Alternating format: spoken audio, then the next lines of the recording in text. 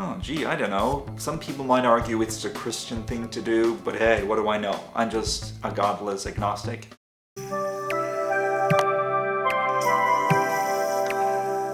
Hey world, so I'm certainly not a religious person by any means. I, for all intended purposes, are very much an agnostic, and I don't really talk about religion all that much on this channel. However, I felt that it was important to talk about this specific topic. In my opinion, it does impact human rights in a very impactful way and a very concerning way. So as someone who is now 40 years old, I am certainly not a stranger to hearing claims of those predicting raptures or end-of-the-world prophecies. In fact, these claims are a dime a dozen. What is so predictable that every time, or at least the vast majority of times when these predictions are proven to not be true, those promoting those very predictions will always claim that, well, actually my calculations were off by just a little bit. Any day now, it's going to happen. Just wait it out just a little bit more. Look, I'm at the point in my life where I don't really care what anyone believes, so long as your beliefs don't trample on the happiness, the well-being, and the rights of others. And I will get into why this particular belief or these prophecies are actually harmful to others in just a bit. But like I said, these false prophecies are a dime a dozen. There have been so many false predictions over the years, and yet people still keep believing them every time a new one comes up. There was the 2012 Maya apocalypse. The 21st of December 2012 marked the end of the first great cycle of the Maya calendar. There are 20-year and 400-year cycles, and then there is a huge cycle called the long count. It lasts 5,126 years and begins with the creation of the world, which the Maya believe occurred on August 11th, 3114 BC. The cycle ends on December 21st, 2012. Many misinterpreted this to mean that the Earth would collide with an imaginary planet called Nibiru. Now obviously this never happened. The Earth is still here. Anyone remember Harold Camping? Well, he predicted the end of the world as many as 12 times.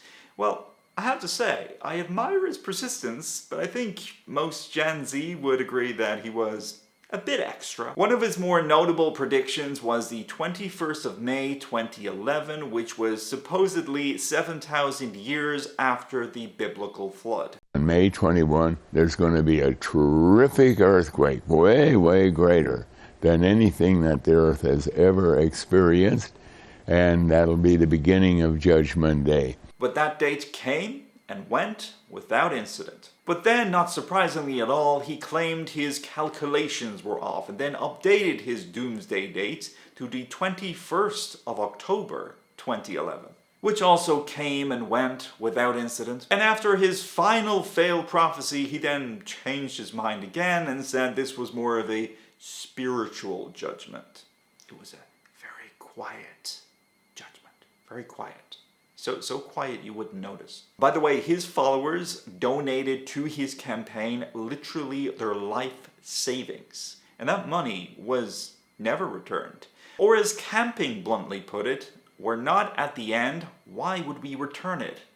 Oh, gee, I don't know. Some people might argue it's the Christian thing to do, but hey, what do I know? I'm just a godless agnostic. If this was just a matter of believing in something that is untrue and nothing else beyond that, well, in that case, we really shouldn't care. But the very fact that people are being duped with this nonsense to the extent that they're literally giving away their life savings, and then pretty much have nothing to show for that, that is a serious problem. Because after everything has been said and done, or perhaps not done, these people are left with nothing. That is literally taking advantage of the gullible and milking them for everything they have.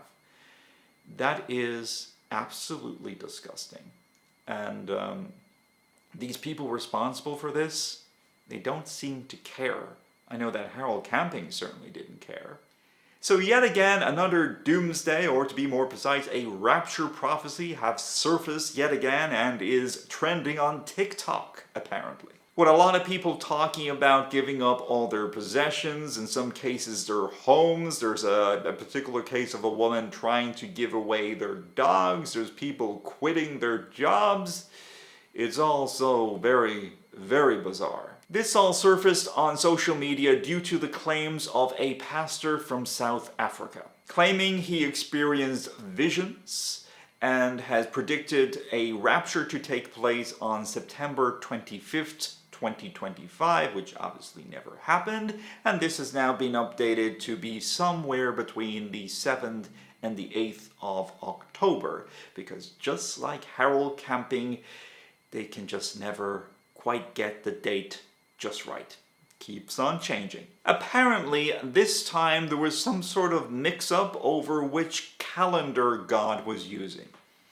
Sure, Jan.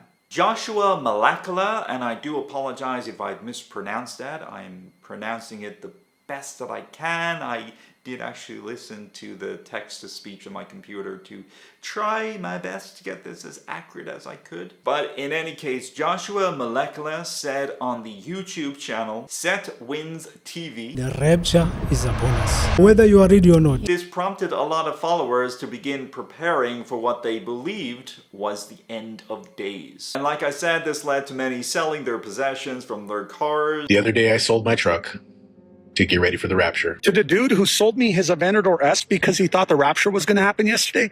Bro, it's over. It's my car. Stop texting me. Sold all my belongings because I thought that the rapture was happening. Stephanie Wu, I'm asking you to please message me about getting my car back.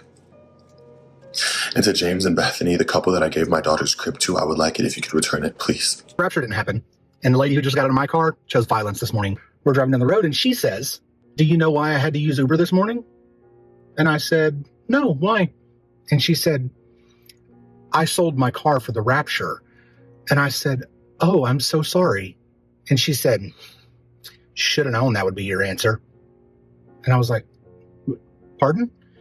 And she said, "You don't love the Lord, do you?" Their homes, quitting their jobs, and even making post-rapture kits for those of us who are unworthy. Prep my home for whoever is here after the rapture. Oh, that was nice. Thanks for that. Not really necessary. Thanks anyway. And look, we can all joke about this, we can satirize this, but the solid reality is this is another failed end-of-world rapture prophecy that has obviously not come to pass, and it has duped a lot of people to be left with nothing. Now, I don't know if Joshua over in South Africa actually believes in what he was saying, or whether he is intentionally misleading people. Either way, there is a very strong likelihood that this is the work of a con artist. And that is something that we need to be very concerned with. So allow me to put my skeptic hat on and advise that everyone, no matter who you are or where you are or what your circumstances is, question everything always. I cannot stress the vital importance of that. Question everything always. And that doesn't just go for non-religious people. It is the people who have faith. They are the very people who are more easily victimized by claims like this. Every time these false prophecies happen, people flock to it with very little critical thinking skills. They get rid of a lot of belongings, donate insane amounts of money, and the very people who start these hysterias, they don't care. They don't care that the people they have duped, the gullible people they have taken advantage of, are left with nothing. They also don't care that they have potentially influenced such people to ruin their lives. I'm not a Christian, but even I know it says right there in the Bible, nobody knows the day nor the hour. Believing in raptures or end of the world predictions like this is cult-like mentality. And that will always end badly, like it always does, for anyone involved. Please, for the love of everything, question everything, and everything really does mean everything. And for those who have been duped and basically have been left with nothing, I really do hope you can bounce back from this and hopefully learn from this. Thanks for watching, everyone. I'll see you in the next video. Also feel free to check out some of my older content, and also feel free to follow me on Mastodon and Bluesky.